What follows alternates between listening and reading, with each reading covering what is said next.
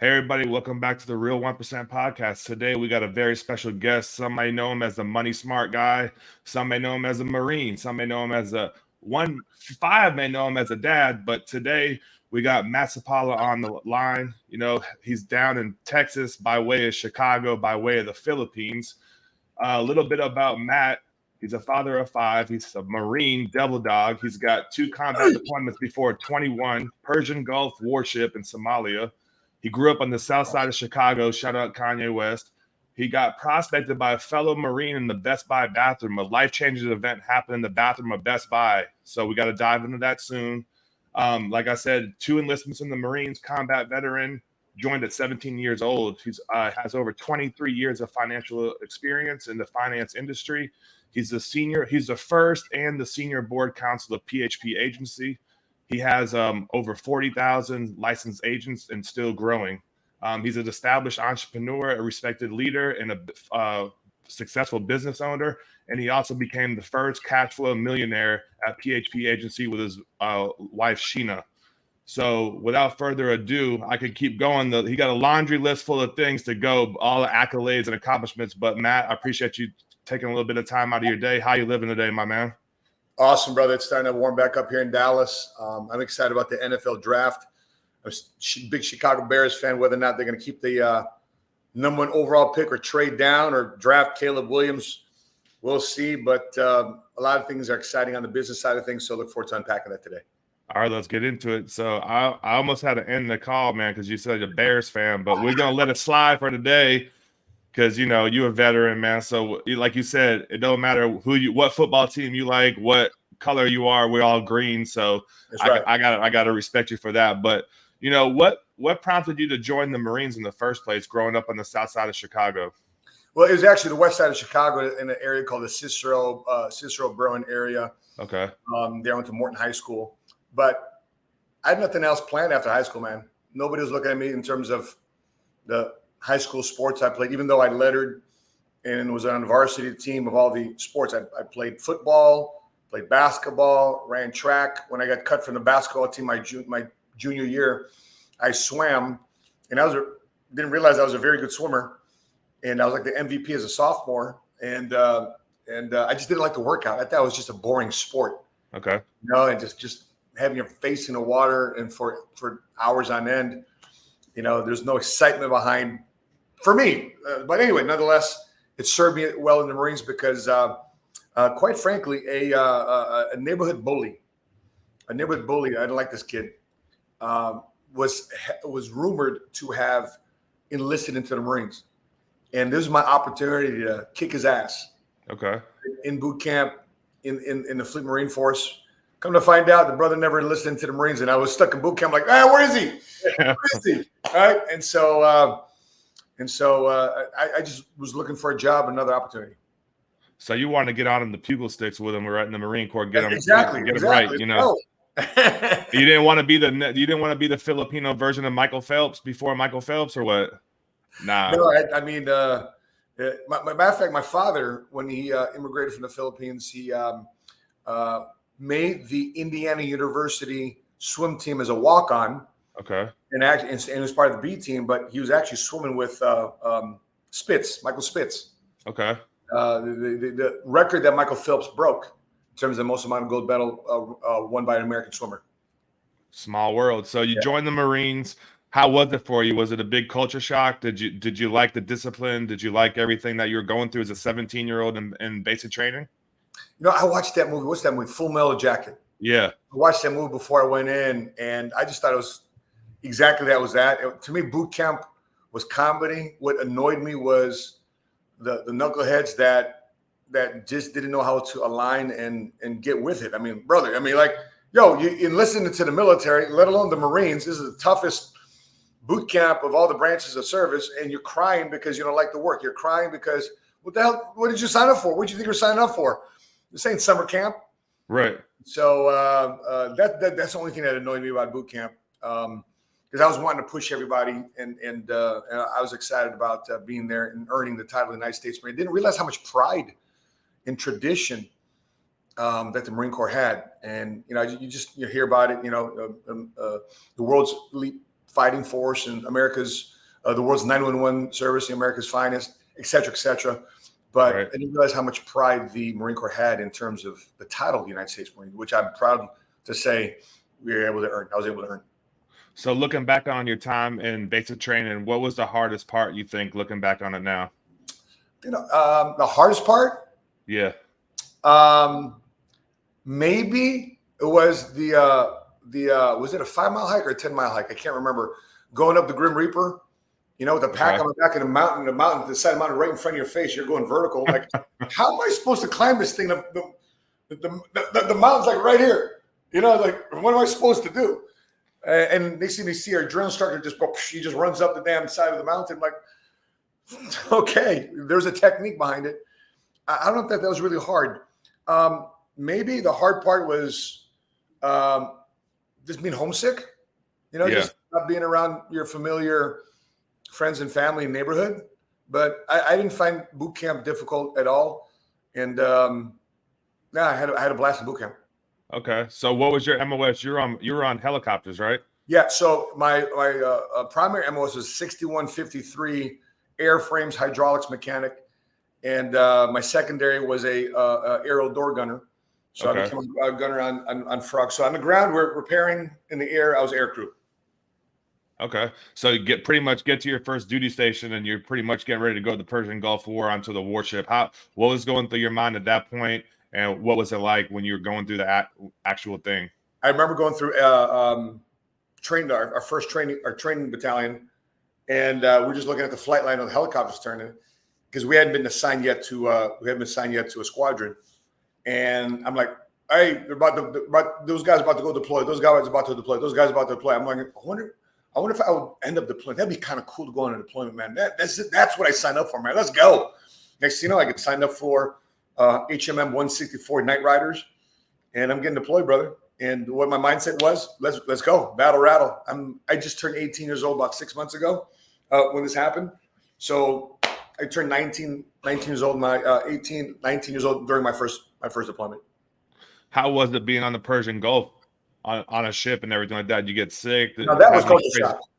Yeah. Okay. That was culture shock. Yeah, I got sick. I was like, just rocking all the time, and you got to work, you got to read, you got to work out. It was that probably was the toughest, just getting your sea legs. So salute to the Navy out there that does this for a living. For real, man. I could never do that. I get seasick driving on the passenger seat, never mind a warship, dude. But I heard, is it true that the Filipinos got a inside squad in the Navy? I heard it's true, man. I heard they run the kitchen, the supply. You got the Filipino mafia, they call them, man. I was assigned mess duty. Okay, how was that? And the chefs and the cooks, they were Filipino. And so, the weird part about that, they knew of my family in the Philippines. So that was wild. Yeah, of all places. So you go to the Persian Gulf, you come back, you pretty much gear up. You're not even 20 years old. Then you're going off to Somalia. What was going through your mind with that happening? I think the weirdest part about the deployment was we didn't know we were going to Somalia. All we heard was we're send coordinates for Australia. So we're looking forward to going to Perth. And they see now, that's how it sounds on a ship. The ship's whistle. Attention on Tripoli. This is your captain speaking. We received orders from the President of the United States that we need to turn around and head towards Somalia, Africa. Stand by for orders and, stand by. Captain out. Right? And we're like, where the hell? First thing, where the hell's Somalia? Where's Somalia? Right? We didn't know. And I think the most surreal thing about that whole situation, unlike the Persian Gulf, is that they told us. They briefed us right away. Hey, listen, 20% of you ain't coming back. Damn. Go downstairs to the ship's library and get your wills taken care of. Get your life insurance, your SGLI, taken care of. We're expecting a high casualty rate. We're going to be the first. We're the first on scene. And we're doing the assault. And so I'm like, what? Are you serious? And so I think that's the most eerie thing about that whole thing. And just being part of the ship, just being out there. You ever seen that movie Top Gun? And they got that big hangar bay, and you see the ocean like that. I got a picture of me. Some guy was in the ship's hangar, and I was just looking out into the ocean, just looking at the ocean. And I was out there. I was wondering what life is going to look like if I don't come back. And if you read my book, if anybody read my book, Faith Made Millionaire, that's when a second-class petty officer approached me about my next destination, and he just basically said, "Hey, Marine, if you don't come back tonight, we're gonna be do you know where we're gonna be headed?" And I'm like, I said, are you talking about heaven? He says, "Yeah, I'm definitely talking about heaven." I said, I want to make sure you get there. Then, do you know you'll get there? I'm like, "Yeah, I'll go to heaven." He says, "Are you sure?" Not so much, but I think I'm there. But I appreciate you asking. So listen, Marine, if you wouldn't mind, my brother here, his name was Brother Johnson, another second-class petty officer. We'd like to meet you at the ship's library, and we'd like to pray for you at 7:00 tonight, if you allow us to pray for you. I'm like, okay, but if you know anything about the Navy and the Marines on a Navy ship, Navy sailors, you don't approach Marines. You just you don't talk to us. No contact. You don't rate. But there's something about that Brother White and Brother Johnson that calmed me. And I said, "You know what, aboard the USS Tripoli?" And I said, "You know what, fine, I'll meet you at 7:00. One condition." And they said, "What's that?" Just don't tell any of my other Marines.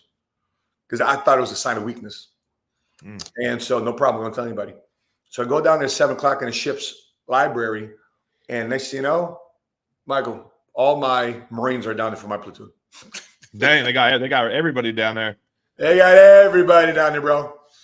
And accepted the Lord, recommitted my faith. Praise God, came back all in one shape, no casualties, nothing. And 3:00 after doing our 3:00 in the morning assault, we hit Mogadishu, took over the airport, came back to the ship the next day. We took over Balidogle, Baidoa, a couple other airfields throughout Somalia to secure all the basically to have air superiority, so we can fly in.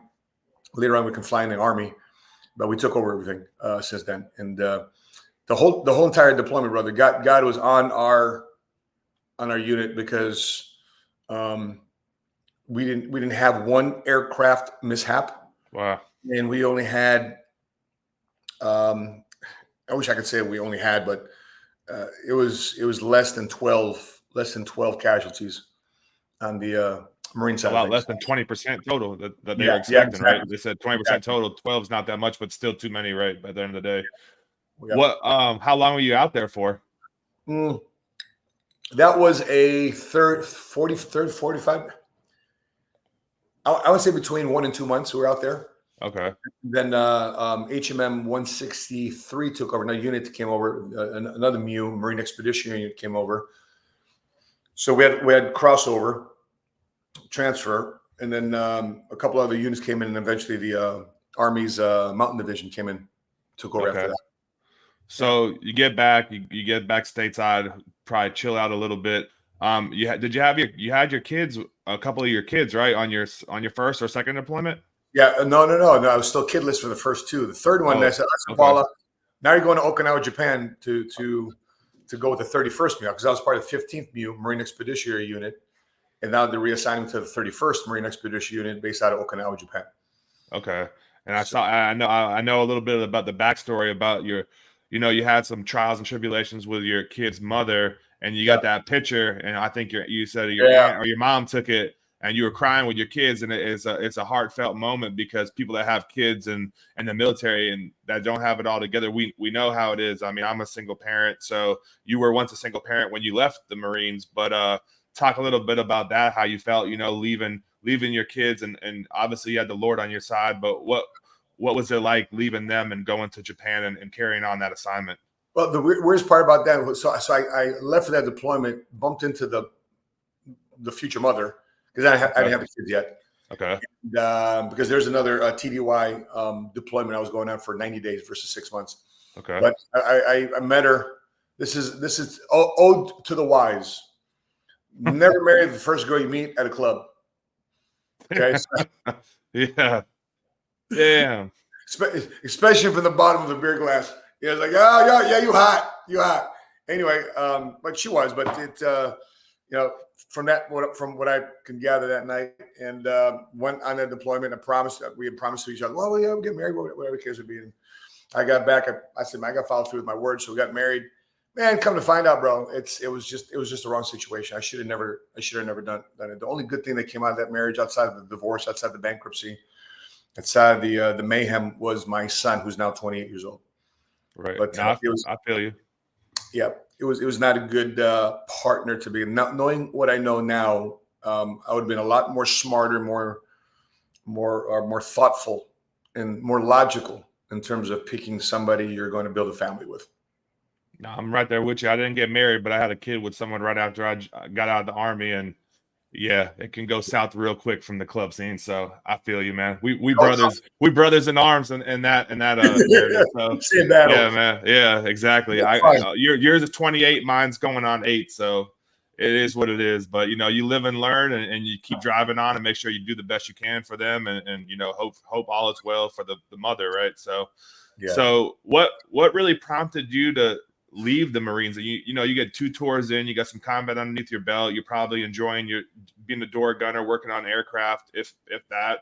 But what really set that in play for you to say, hey, I got to step away from here and go on without life outside the military? So I was part of my last unit. I was an instructor. I was a training unit for reservists. So I was the active duty element to train the reservists when they would come on weekends. And all my reservists were LAPD. All of them were cops, and they were Marines on the weekends with us once a month. And I wanted to reenlist because it was my 7th going in 8th year. But my career planner, he said, hey, Sapaula, you're due for reenlistment. What do you want to do? Like, I'd like to reenlist. It's like, about that. You're a single dad, and you're a deployable Marine. And we can't really assign you to any units because everybody's going to be concerned about who's going to be watching your kid. And we can't be concerned about it. You can't be concerned about that. Why don't you give your kid back to your ex-wife? What? Damn. Like, what? Just like that. And like, matter of fact, I'm like, are you freaking nuts?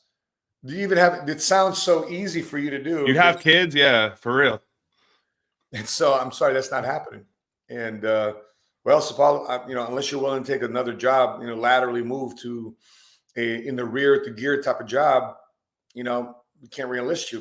Because you're getting promoted to staff sergeant E6, someone's gonna take that spot, and you're squared away. But that was the thing. So I said, you know what? If it's between my son and the military, I'm out. Yeah. Man. And so I love the Marines. Just didn't like how that went down. And so for the next 30, 60, 90 days, I'm like, okay, what do I do? Do I get my aircraft and power plants license? These guys were willing to have me an interview with the LAPD, and right away they already knew they can give me a $90,000 a year job, but I'd be a patrolman in South Central LA. Damn. Yeah. Now, I remember asking one guy, he said, how often do you unholster your weapon to protect your life every day as an LAPD beat cop? He goes, man, about 3-4 times a day. Damn. Okay. Yeah. He kind of said, like, 3-4 times. It's all good. Okay. I'm good on that. I didn't need to be around for my kids. So I think that was not the right thing. Okay, so let me get my aircraft power plants license. Next thing you know, man, I bumped into a retired master sergeant in the bathroom of a Best Buy, and he starts a conversation with me. And then for any fellow out there that's listening to this podcast, you don't start a damn conversation with anybody in the bathroom of anywhere. Right. Especially if you don't know him. I mean, yeah. Even if you do know him, like if you see your buddy taking a piss right next to you, you don't say, hey, bro, you don't pat him on the back. And it's just, even if they do, it's kind of, for me, I'm not the initiator of that. I'll right. Answer, but I'm not going to nod your head. You're going to nod your head. See him outside, man. You know what I mean? You're all leaving at one point, right? Yeah. Like, I'm looking forward. I'm not like, I'm not that guy. So the Marine approach. How much time did you have left in the Marines when he caught you in Best Buy? About a year. And really, I mean, this is kind of a funny question, but I know you were doing something else, but you stopped at Best Buy. But what made you choose Best Buy to go to the bathroom, just the closest spot, or what was it? Intuition or what? No, not at all. I wanted to mail email. I want to use email for the very first time because Okay. that's when AOL started coming out with their damn 15 hours of free internet with their dial-up. You know, those CDs you get. Yeah. And so I took pictures of my son, and I wanted my mother to see pictures of her son right away without waiting 2 days to get in the mail. So I took a disposable camera, dropped it off at Walgreens, 1 hour express developing. Right. And right. And then so between that hour of me waiting, I'm going to the Best Buy to get a scanner to attach my computer back home to scan the photo so I can email on AOL. Right. So in that process of trying to multitask, for me, I don't like dead time. I just want to sit around for an hour waiting for film to develop. I'm productive. Blah, blah, blah, blah. What can I do? What can I do? What can I do? I want to go get a scanner. And in that conversation, my kid's like, Papi, I got to go to the bathroom. I bring the kids to the bathroom. And that's when I ran into the retired Master Sergeant Carlton Enlow. And he just started strike up a conversation. He asked me, hey, Marine, do you like money? I'm like, yep. You like a lot of money? Absolutely. Says, what's the rules? You know the rules then if you like money. I said, what do you mean the rules? Well, how do you make money work for you? Well, I'm in the Marines. No. You're working for money. How do you get money to work for you? I'm like, great question. And right away he asked me that question. I was at Wells Fargo Bank the other day, and I started seeing these stock market, charts on the ATM next to the bank teller desks. And I said, would you like to get involved in the money business? And right away that stock market chart again popped in my head for the third time. I'm like, that sounds good, but here's a problem. I filed bankruptcy about a couple of years ago. I feel like I'd be the biggest hypocrite, getting involved in the financial world because I'm horrible with finances. Says that's not a problem. Actually, that makes you a better advisor and counselor when it comes to this area of finance because, you can relate with a lot of people that's been through some financial trauma. That's true. And so, okay, I'll give it a shot. And he got me a foot in the door, brother. And I got to meet a lot of people. And I'm like, oh, this is what life is all about. I thought I was more of an introverted type of person. I think in some areas I am where I just choose to kind of like be in my own shell. But I realized, man, I really like being around people and engaging with a lot of people. And it's probably the biggest lesson I learned from the Marines. It's, outside of your cliche, discipline and teamwork and blah, blah, blah, all that, right? I think the biggest thing I learned from the Marines was really dealing and leading people of all different ethnic backgrounds, socioeconomic upbringings, religious backgrounds. I learned, white, black, brown, it doesn't matter because in the Marines, you were just green. Everybody's green in the Marines. That's the first thing they told us in the Marines. There's no such thing as white or black here or brown. It's one color. It's green. You're either dark green or you're light green. Yeah, exactly. So before you got going and your foot in the door in the financial industry, how was your transition out of the Marines with your last couple of months in? Did you have anyone trying to sit by your side, mentor you, asking you what you're going to do? Did anyone use scare tactics? What was your discharge from the Marines like looking back on it now? I really took that last year for granted because you get a check on the 1st and 15th. I really wasn't, in my opinion, I was looking back. I really wasn't working with a sense of urgency. I was kind of like, yeah, I'll figure it out when I get out. Because I was making part-time, another $2,000, $3,000, $4,000 part-time. And then once that military paycheck took out, I think one of the biggest mistakes military veterans make is they underestimate what they need to make on the outside in the military versus when they were in. Yeah. You miscalculate that, I would say by 30, 40%. So if you're making $50,000 a year, $50,000 a year right now in the military, you really need to be making around $70,000, $80,000 because they take a portion of that in taxes and they're not going to pay anything for your BAH, nothing for no comrades. Nothing. That's just you to live on. And a lot of military veterans also make the mistake that once I get my military paycheck, I'll be comfortable with that military pension. After I do my 20 years, I'll be comfortable for the rest of my life. Listen, that military pension may be just enough for you to pay your mortgage. I can't tell you how many retired first sergeants and sergeant majors and E7, 8, 8, 9s, retired captains, retired majors, and even officers still not making ends meet with a military paycheck after 20 years in the military service. The worst part about that too, I would say also, is the inability to learn something new and empty your cup, because the rest of the world could give a shit whether or not you're a sergeant. That's The true. rest of the world could give a shit whether or not people saluted you when you came in and everybody said attention on deck when you walked into the room. People don't give a crap if you are a colonel. People don't give a crap if you're a sergeant major. Right, that's true.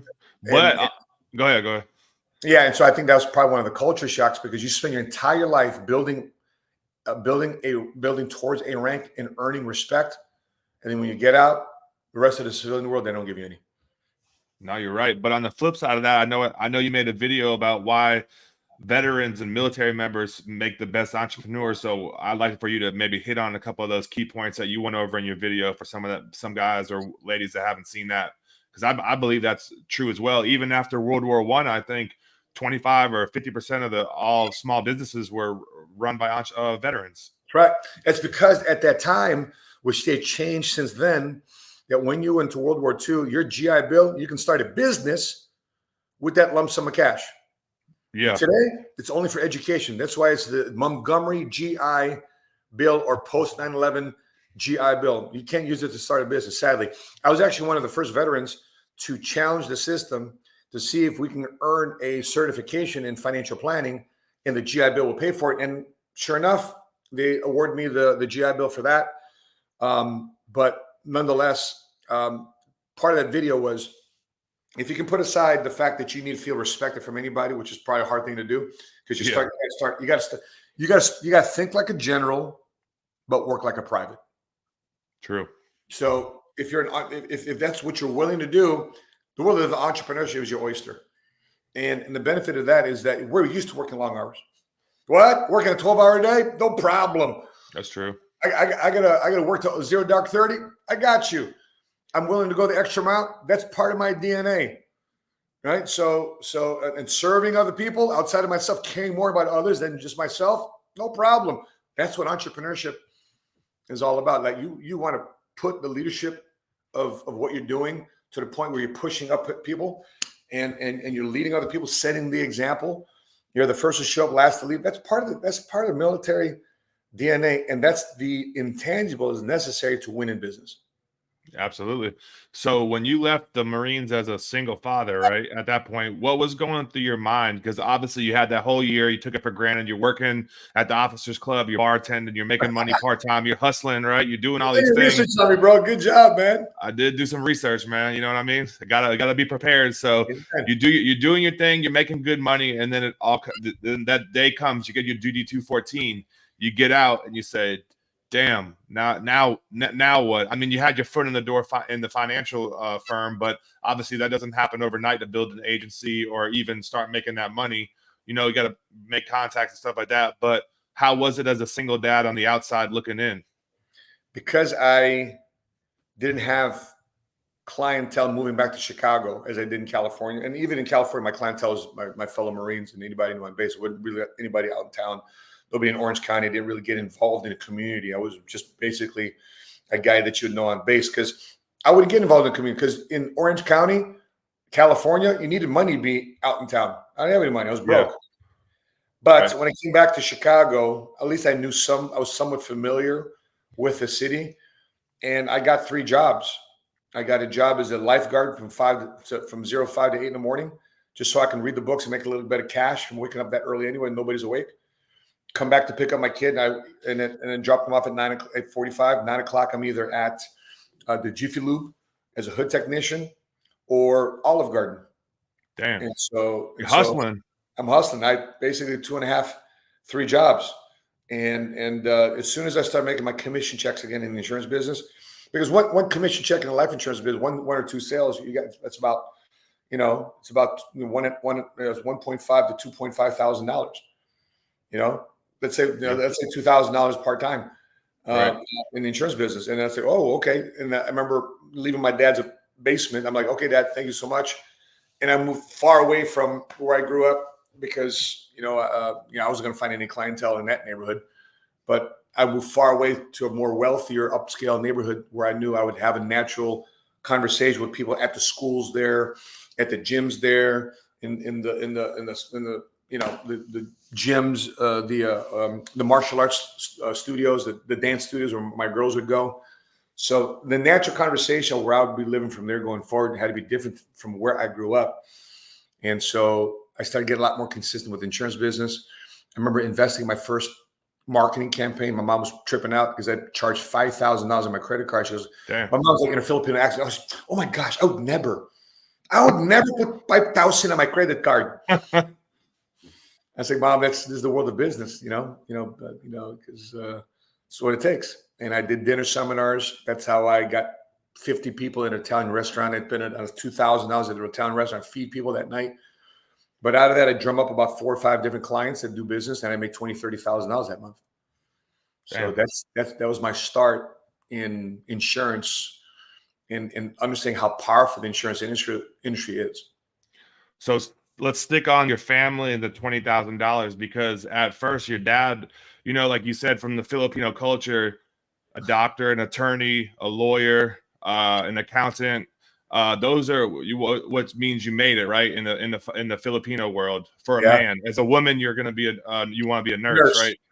So they say, and like you said that you went to go see a comedian that's Filipino, and he was saying that all these there's so many nurses here, tonight it's going to be the safest place for you to get hurt, right? But at the same time, it's the saddest place because all you nurses had another dream to be a Jabberwocky. You know what I mean? So it's like, right? Yeah, that's Joe Coy. But at the same time, I wanted to say something about your dad. He wasn't so welcoming of you getting in the financial industry because he didn't think it was going to be suiting for you. He wanted you to do FBI, CIA, go do something more meaningful per se in the Fortune 500 realm or corporate America, right? But you said, hey, let me prove you wrong. Let me go make $20,000 by Thanksgiving, and then will you believe me? So talk a little bit about that. Yeah, I mean, my father only spoke to me when he thought I was screwing up. My father wouldn't be the type of father that would give me fatherly advice. He instead of talking to me, he'd be the type of father that would just show me. But in this area of single fatherhood, and by the way, my father was raised by a single father, because during the World War II, Manila was being bombed by the Japanese. In that process, nobody talks about how she died, but my grandmother was killed. And whether or not, everybody's kind of like culture shocked about my grandmother. And I believe that she was horribly raped and killed. And there's a lot of PTSD with my father and his siblings, my aunt and uncles. And then his dad, he had to raise him with a heavy hand. My grandfather, Sergio. Anyway, so my father didn't really know how to articulate. Like, we never had a birds and a bees conversation. We never had a conversation about girls. We never had a conversation about, maybe a conversation about changing the tire by doing it. Same here. Right? We had a conversation about changing oil by doing it. Right? We had a conversation about cleaning the yard, mowing the lawn by doing it. But it wasn't like, hey, let's kick back, let's grab some, let's grab a meal, let's have lunch, and blah, blah. Now, that wasn't my relationship. And so he started opening up. And I'm like, okay, Dad, why are you talking to me? Because he thought I was screwing up. So even though I would take offense to it, it's really from a position of love that I didn't interpret that way. I look at it now as that way. I look at it at the time like, come on, how can you not support me? How can you believe me? No. You got kids now, and you need benefits, and you need consistent income. You can't fool around with this business thing. Come to find out, brother, my father tried entrepreneurship. He tried network marketing. He tried Amway. He tried starting his own business and got rejected. Okay. And I think my father didn't know how to handle rejection. And he thought that was just for everybody else, but not him. Because I remember him being a community organizer in the Filipino community, and he was working night and day to organize a trip to the Philippines. And when push come to shove, and okay, let's go book this thing. Let's put your money where your mouth is. 80, 90% of the people, they just reneged on the whole thing. Okay. Wait a minute, you asked me to do this for you guys, this whole thing. I did all the legwork. So he felt very rejected by his own community. And so I think he didn't want me to be feeling the same thing of rejection as a son that he felt as my father. I think that my dad was really looking out for me. in that regard. And I just said, Dad, if I make $20,000, you mentioned it earlier, because you open up a manila folder and I said, here's an application, so you got prepared for that talk. Fill out this application. Well, for what? Because you need to get a job with the FBI, with law enforcement, postal service. And so Dad, pump the brakes, keep that manila folder. If I don't make $20,000 a month by Thanksgiving, I'll fill those out. And that was my personal deadline. So everybody out there, if you're really looking to set a goal, that's what inspired that thought process. If you have a goal, you have to set a deadline.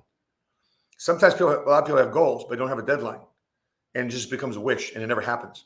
So I realized in that process, my dad taught me how to set a goal because I wanted to push back, because at that time he was my enemy.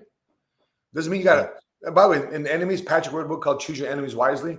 Just because somebody is your enemy doesn't mean you need to hate them. Right. A scenario might be your enemy. A circumstance might be your enemy. A disposition might be your enemy. Not a person who you have to hate. You just have to dislike the lack of choices and flexibility and freedom that a relationship or person or circumstance restricts you from, and that's an enemy. And so my father, without me hating him, he became my enemy. Yeah, and like you said, not even 1% of the world has goals written down. And if you don't write it down, it's not a goal. It's only a thought, just be gone tomorrow. So, I mean, you proved him wrong. What did he take it as once you showed him that you made the income, you generated the revenue? Was he proud of you? Could you tell a difference when you showed it to him? I showed my checks, I showed my bank account, he just looks back, he goes, huh. Damn. That's it. That's all he did. So, Dad, we good? Huh. Okay. So you start making the bank, you start doing your thing in the finance realm. How did you stumble across PHP? So I was an independent insurance agent for 12 years, doing those dinner seminars like I was talking about, putting $5,000 on my credit card, $22,000 for the restaurant. I was doing that for 10, 12 years. And I remember going through a string of just bad seminars where I put all this money in, but I get nothing out. So it's guaranteed what I paid, but it was still on my ability to sell. I'm like, I got this. Well, 2-3 seminars in a row, I didn't close one client. Damn. 90 days, I went through a bad quarter. And it basically drained my savings. I'm still paying overhead. I'm still paying rent. I'm still paying my staff, still paying everybody else. Who's the last person to get paid? Me. And I'm doing all the work. So at that point, I'm like, I got to find out a different way to do this, man, because and I was making mid, $350 a year, but 250,000 would go out in terms of taxes and overhead and other expenses. Right. I'd bring home between 1 and 150 a year. Okay. That's the traditional life insurance industry. And then when people say, "Hey, Matt, I want to do what you do," like people would sell real estate and people want to, learn help from another realtor. That's how people are approaching me. I want to live the life you live. I want to live in the neighborhood you live. I want to drive the cars you drive. Yeah. Well, how do I do it? I don't know. You get a license, and then what do I do with the license? I don't know. Maybe you come for training. And I'm like, I didn't know how to train you. I just know how to do it. And I realized at that time I didn't have a system to recruit or scale. And that'd be a one-man operation. I'm running a practice, not a business. Right. Practice, you got to be there. You got to push all the buttons. Business, you can create walk-away money for a week, for a month, for a year, and come back because you're running a system or a process that's running the business. It's not necessarily you and your talent, your time running the business. And so when I ran across PHP Agency, it was with that disposition in 2014 that I said, PBD, I've been with other, financial institutions before, different financial marketing organizations before. I'm looking to build an agency. I need to know how to go from one man operation to a 10 to a 50 to 100 and blow this out the water. I would just love to make I just told them I'd love to make $500,000 a year and make my wife a lot, really happy. So that's how I ran across PBD. And then January 2015, we made it official. We shook hands. We met on Zoom. And then I officially met him in person February 24th, 25th in 2015 at the Las Vegas convention they were having at the Rio. Okay, then you got invited out to Dubai with him. So you and Sheena went out there, right? You guys saw Dubai, and you said on one of your interviews, you said you could barely even afford a free trip.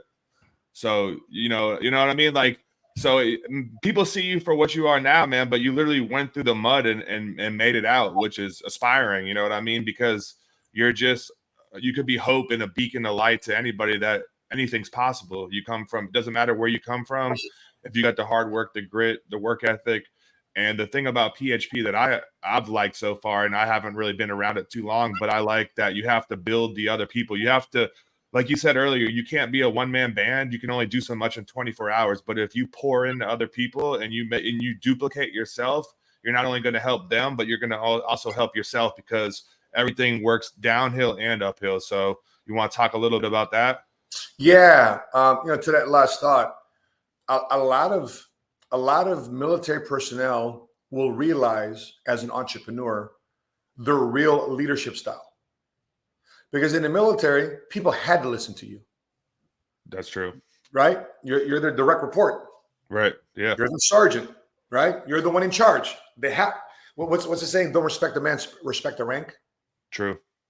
Yeah, you got to. Guess what happens in a regular world? You got to respect the person. People can give a shit about your rank. Right. Their title, millionaire, billionaire, CEO. They don't care nothing. Matter of fact, it's worse. If you're one of those people, you owe me something. That's the narrative.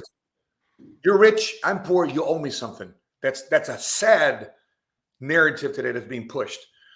And so, what you realize in the military, what I realized post-military, that I really had to develop a leadership style, not to lead military personnel, but I had to lead regular human beings. And that everybody's naturally lazy. Everybody wants to cut corners. Everybody would rather just relax than work.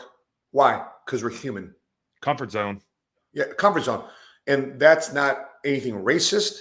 That's not anything prejudiced. That's just us being human. Yeah. And so I had to learn how to find ways to inspire people. I have 5 kids. That's the hardest leadership for me is leading my own kids. You're still a platoon sergeant, man. You're still a platoon sergeant. Yeah. Right. And I'm still working at it. There's a lot still I got to learn, but I think I'm getting better. And I know from the thing is, in the Bible says, you'll know somebody from the works by their fruit. True. And I believe we produce some good fruit of productive citizens. You saw there, I shared with everybody what I've paid out since 2015 to other people. The last 8 full years, from 2015 to 2023, without my wife and I earning income. What we paid out in terms of commissions to our sales force, we've paid out over $88 million of commissions to people that have an insurance license within our agency in the last 8 years. So that means we're doing something right. Right? Yeah, something's absolutely. There. So the cool part about it, I'm figuring out right now what we're doing right, getting rid of what we're doing wrong. And I'm very excited about these next 10 years. By that time, I'll be 59, 60 years old, and who knows what I will have since then. But this chapter of my life in these next 9, 10 years, I'm pouring everything I have, the remainder of my youth, to come into other people, and I'm excited about that, because we're at such a time in America right now. It's so critical for one to control your income. And gone out of the days of go to work, go to school, be a good employee, and be satisfied with your pension or 401k. Those days are long gone, man. Yeah. Those days are long gone. And so the real 1% right now is going to think, hey, I thought that was a route. Yeah, it was a route, but sadly it's eroded. But if you really want control of your income, your dreams, you want to accelerate your dreams, get them faster and sooner, instead of waiting for 20 years for something to come true. How about the next 2 to 3 years? And that's what we're helping people accomplish. And think about this too, brother. PHP has paid us close to $13 million the last 8 years here. So if I settled for a $60,000, $70,000, $80,000 a year job, it'll take me 200 years to ever make what I've earned in 8 years. So that's a large part about entrepreneurship. It's a wealth accelerator. That's true. I mean, a salary is a dream killer, as some entrepreneurs say. I think like Yeah. Kevin O'Leary said that, and if you're paying attention to what's going on, they tell the people, the world elites or whatever you want to call them, they say by 2030 that you're going to own nothing and like that. So if you're going to be one of the people that you want to live in the shoebox and you don't want to have anything money and live on welfare, so be it. But I know that I'm not. I know that you're not. I know people that listen to this channel hopefully aren't going to be one of those people that fall into that category, because what they're trying to do is drown the middle class, put you guys downstream. But in all reality, like Matt said, we all got to take control of our lives and our finances and just succeed. There's no better time to make money than now. There's never been a time with more money in circulation right now. So I mean, now's the time. So like, you guys were the first ones with 250K, 500K, first ones to the million dollar cash flow earners in PHP, and the first million point in base shop. So being around Patrick Bet David and his, he's an Army veteran as well. It's funny how that works, right? You get around like-minded people, you get around the same people that raise their right hand, and you guys are succeeding as a whole, as a team. Yeah. What are some of the biggest takeaways from having him as your direct mentor? A few things. Number one, he's data driven. Everybody thinks rah, rah, rah, just motivation. I'm full moto, baby. I'm full moto. No, bro, you got to have some moto and data. Right. Because that data is going to help drive the moto. So if you're motivated about something, inspired about something, you got to have, it's like having a speedometer in your Humvee. Yeah. What happens if you don't have gauges? You don't know what's going on. You don't know what's going on, but you're excited.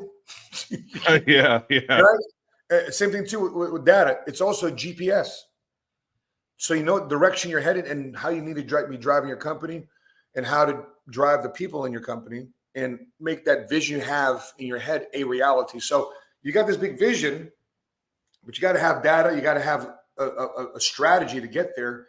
And so before PBD, it was just all excitement. It's all just enthusiasm, just ignorance on fire. That's all I was. Yeah. That's why I was stuck. But the moment I used data, the second thing would be systems and processes. I'm creating 2 more positions at my social media team. So I'm using this software to use AI to have me record what I expect out of this position. And then it's going to record the steps that I need them to follow this position and how they're going to get graded at this position. So therefore they know how to ask for raises later on, because I'm the type of guy that I want to give you a raise. You don't have to worry about, I want to give you an opportunity. That's called being an entrepreneur. So the worst part is being an employee. What I want to create is intrapreneurs, meaning that you may not necessarily have to start a business, but find somebody that is starting a business or has started a business, and you find a way to partner with them. Quite frankly, that's what I did with Patrick, right? And as an exchange, you get a lot of money, you get a lot of stock. For me, I got stock of the company. So part of his $300 million exit that he had in almost 2 years ago, I got a little slice of that. Because, and by the way, I don't know how to start a company, but I learned how to help them build it. Because every entrepreneur is a guy. Like, for example, who gets credit for taking Apple from a $600 billion company to a $1 trillion company? Steve Jobs, or is it Tim Cook? Gotta give it to Tim Cook. He's the one's going up the ladder. Jobs is gone. So. Of course. Microsoft, Ballmer, Stephen Ballmer.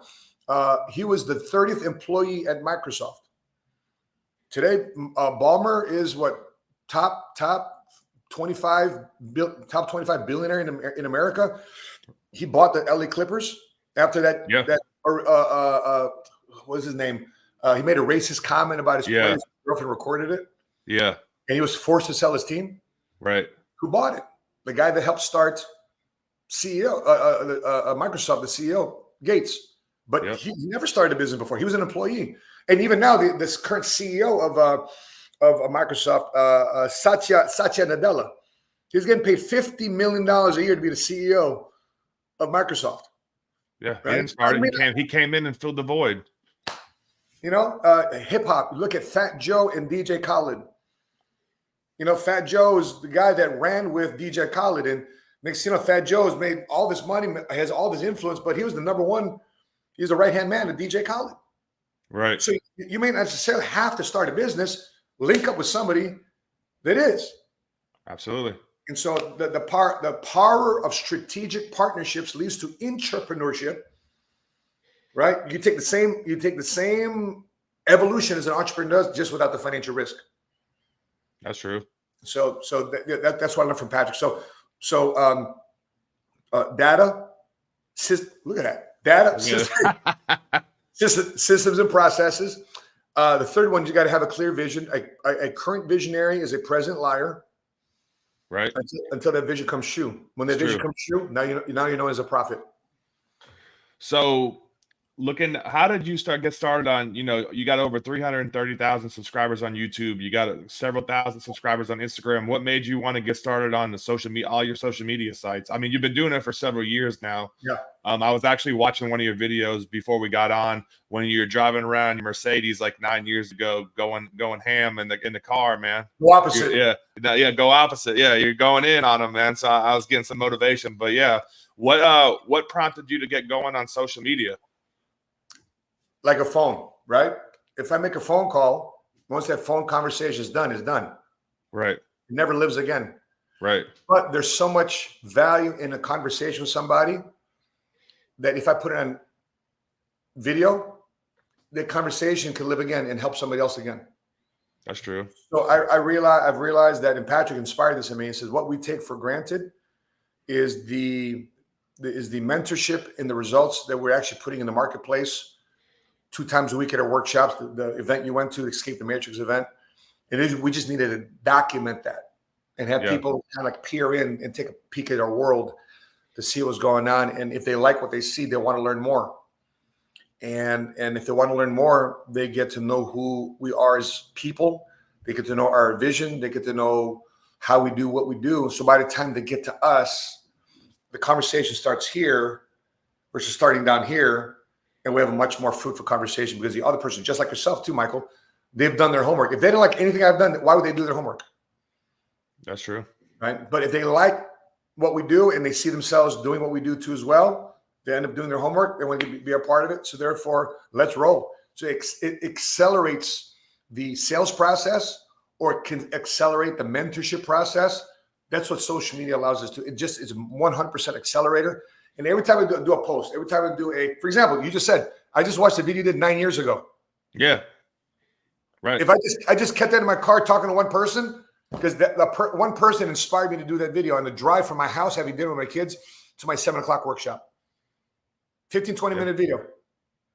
Because some kid who was a father, I say kid, he was 24 years old, was talked out of business because of his skeptical friends and family who are all broke.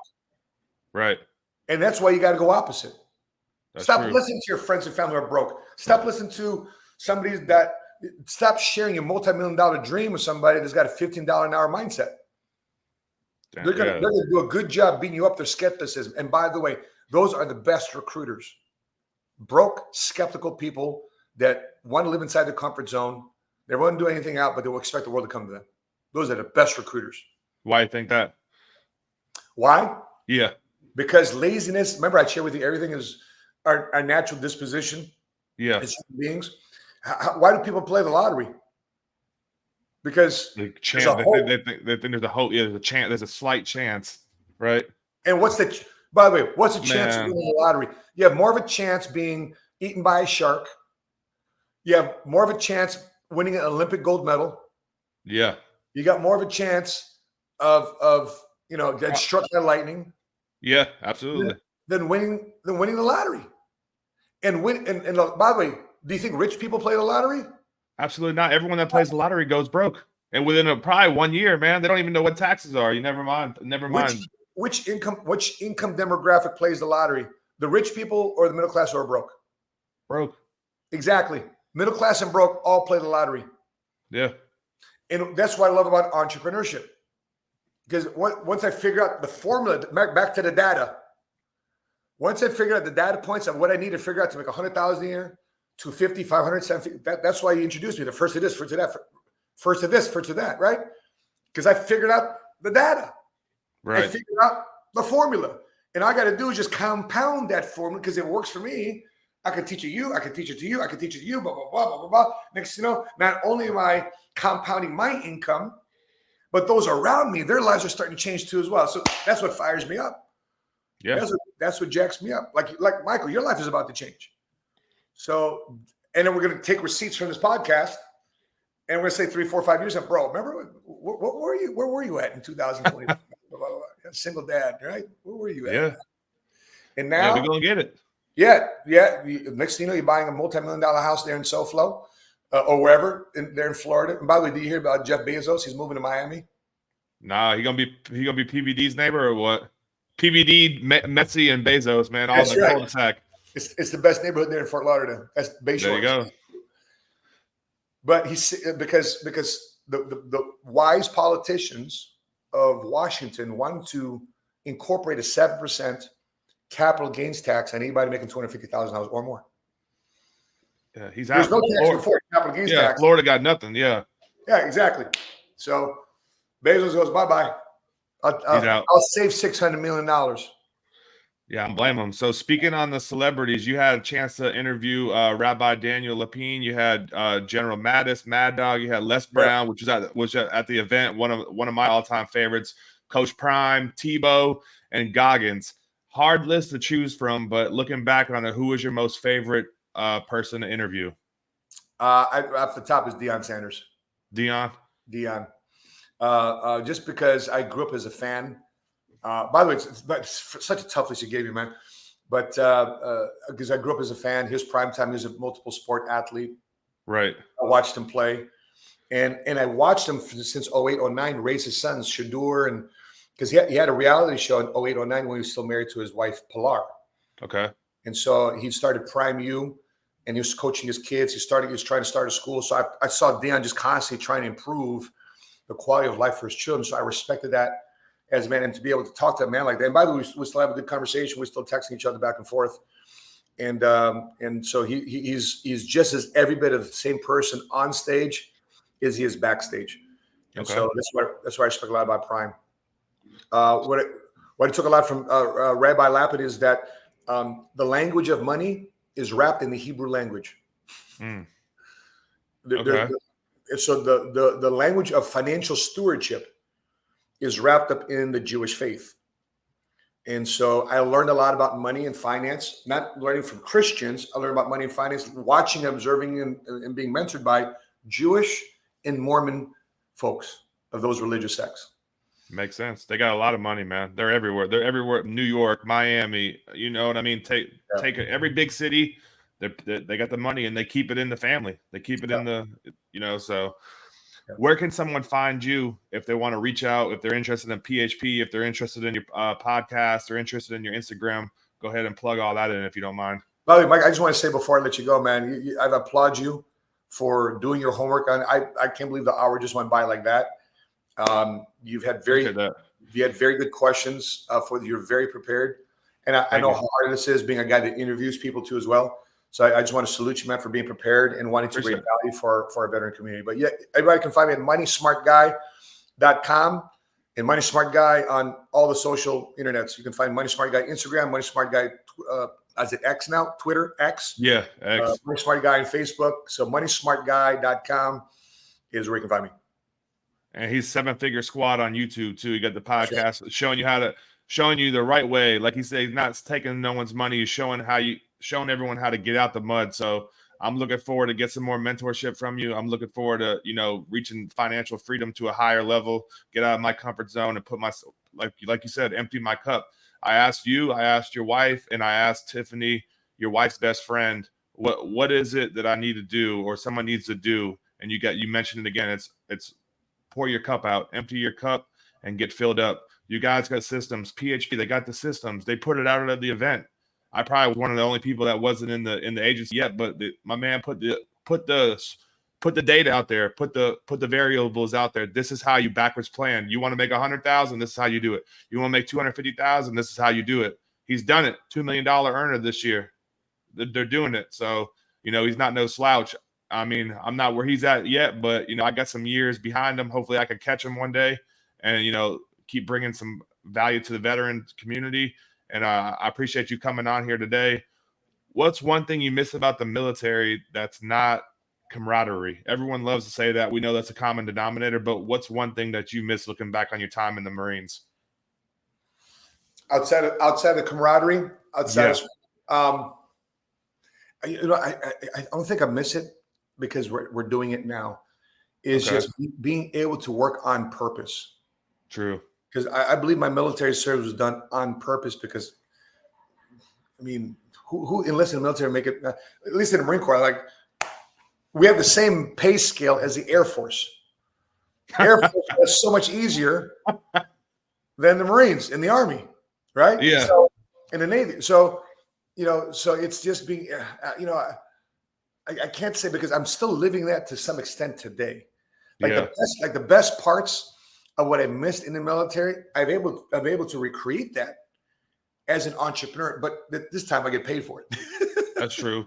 What about being a dad outside the military? You guys are big on being able to bring your kids into the work space and all about the culture of family. What's one of the key takeaways of being a dad outside of the military and having all your time available for your family? Oh, that's a great thing. I mean, before I'm just screaming, get out the house, let's go, we're late, blah, blah, blah. I mean, these days I'm waking up my son. My son, he's about to turn 5 years old tomorrow. Weird thing, he's still sleeping with us in the bed. He finds himself out of his own bed, crawls into our bed. We wake up with him there, but I'm just able to wake up with him right next to us. And it's such a joy to not have to be stressed out over an alarm clock or such a regimented schedule where you're screaming, yelling. If I'm late to the office 5 or 10 minutes, so what? Right. And that doesn't mean I take off all morning and show up at noon, but to have that freedom, that flexibility, and to have money in the bank and know that the pillow is soft, and knowing that if anybody that you love and care about is in dire straits, you have the financial means to bail them out of any financial situation. I've already took over as a patriarch of my family, from the elders of our family.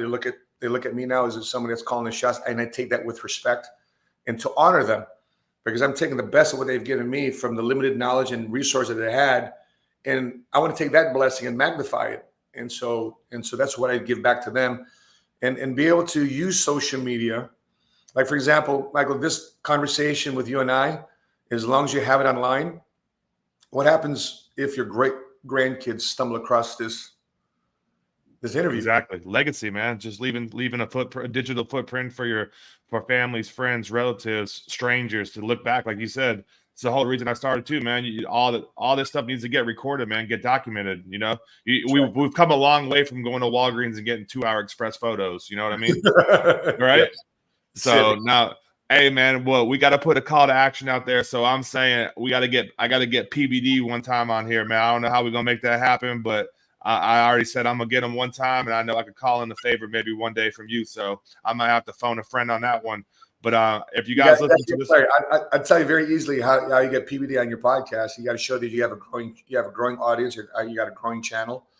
He's not the guy that's going to, some people, you got to pay me to be on your podcast. No, he passionate to do that. Right. But you got to show that you're a player, that you are who you say you are. You got to show. I know you got good character. You just got to show it over X amount of time, because Patrick's a time guy, because a lot of people come to him, ask for things.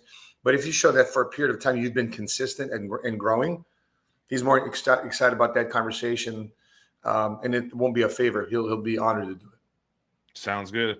Well, hey, Matt, I appreciate you coming on, giving me a little bit of time, giving the viewers some great value. Look forward to growing with you in PHP. And to all the listeners out there, I appreciate you guys listening this long. If you guys are a veteran or military spouse, don't let anyone tell you that your story doesn't matter. Everyone's story in the world matters, regardless if you're in the military or not. If you guys want to come on here and share it, the real 1%1@gmail.com. I'd be happy to have you on to share your story and just be here for you if you ever need anything. So, Matt, if you got anything else, it's been a pleasure having you on, man. Looking forward to see what's in the future holds for us. Absolutely, man. Your best is yet to come. Let's go. Yes, sir. Y'all have a blessed day. Thank you for joining in. Take care.